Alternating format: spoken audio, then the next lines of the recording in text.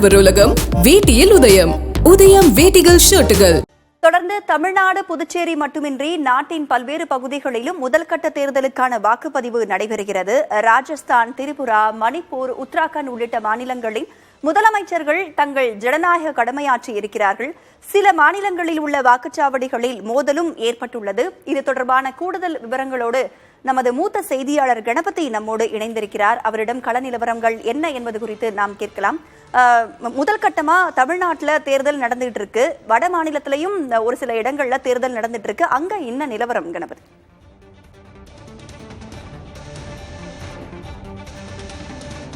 இன்று நாடு முழுவதுமே 102 மக்களவை தொகுதிகளிலே வாக்குப்பதிவு தற்போது நடைபெற்றுக் கொண்டிருக்கிறது.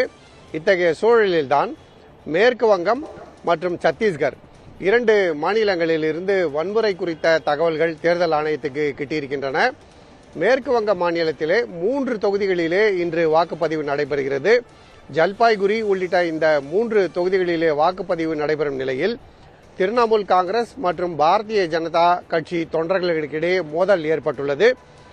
பாஜக திரிணாமுல் காங்கிரஸை குற்றம் சாட்டுவதும், திரிணாமுல் காங்கிரஸ் பாஜகவை குற்றம் சாட்டுவதும் அங்கே வாடிக்கையாக இருக்கிறது.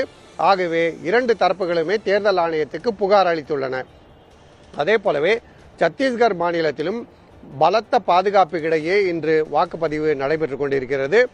அங்கே பஸ்தர் பகுதியில் உள்ள ஒரு வாக்குச்சாவடி அருகே கிரனேட் குண்டு ஒன்று வெடித்துள்ளது.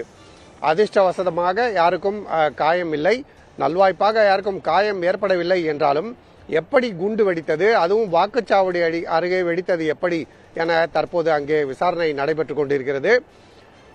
மொத்தம் பல கட்டங்களாக தேர்தல் நடைபெற்றாலும் அதிலே முதல் கட்டமான இன்றைய வாக்குப்பதிவு தான் மிகவும் முக்கியமானது. ஏனென்றால் இன்றுதான் மிகவும் அதிக எண்ணிக்கையிலே தொகுதிகளிலே வாக்குப்பதிவுகள் நடைபெறுகின்றன. தமிழ்நாடு, புதுச்சேரி தவிர நாட்டில் உள்ள பல்வேறு முக்கிய மாநிலங்கள், யூனியன் பிரதேசங்களிலே உள்ள 82 தொகுதிகளிலே வாக்குப்பதிவு நடைபெறுகிறது. இன்று வாக்குப்பதிவு நடைபெறும் தொகுதிகளிலே மொத்தம் 16.63 கோடி வாக்காளர்கள் தங்கள் வாக்குகளை செலுத்துவதற்கு தகுதி பெற்றவர்களாக அறிவிக்கப்பட்டிருக்கிறார்கள். 1625 வேட்பாளர்கள் களத்தில் உள்ளார்கள். மேலும் இதிலே மத்திய அமைச்சர்கள் நிதின் கட்கரி, கிரண் ரிஜிஜு, பூபேந்திர யாதவ் மற்றும் அர்ஜுன் ராம் மேக்வால் ஆகியோரும் முக்கிய வேட்பாளர்களில் அடக்கம் மொத்தம் 18 லட்சம் நபர்கள் தேர்தல் பணிகளிலே ஈடுபட்டுள்ளார்கள் என தேர்தல் ஆணையம் அறிவித்துள்ளது.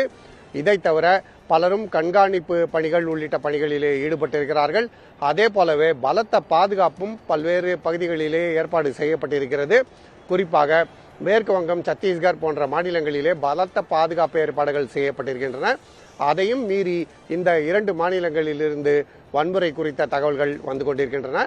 அதே சமயத்திலே மேற்கு வங்கம், ராஜஸ்தான், மகாராஷ்டிரா, மத்திய பிரதேசம் உள்ளிட்ட பல்வேறு மாநிலங்களிலே வாக்குப்பதிவு தமிழகத்தைப் போலவே சுமூகமாக நடைபெற்றுக் கொண்டிருக்கிறது எனவும், அங்கிருந்து வன்முறை தொடர்பான எந்த தகவல்களும் இல்லை எனவும் தேர்தல் ஆணையத்தைச் சேர்ந்த அதிகாரிகள் தெரிவித்திருக்கிறார்கள். ராதா, நிச்சயமாக இந்தியா முழுவதும் 7 கட்டங்களாக தேர்தல் நடைபெற்றாலும் கூட முதற்கட்டமாக தமிழ்நாட்டிலும் ஒரு சில தொகுதிகள் வடமாநிலத்திலும் தேர்தல் நடைபெற்றுக் கொண்டிருக்கிறது.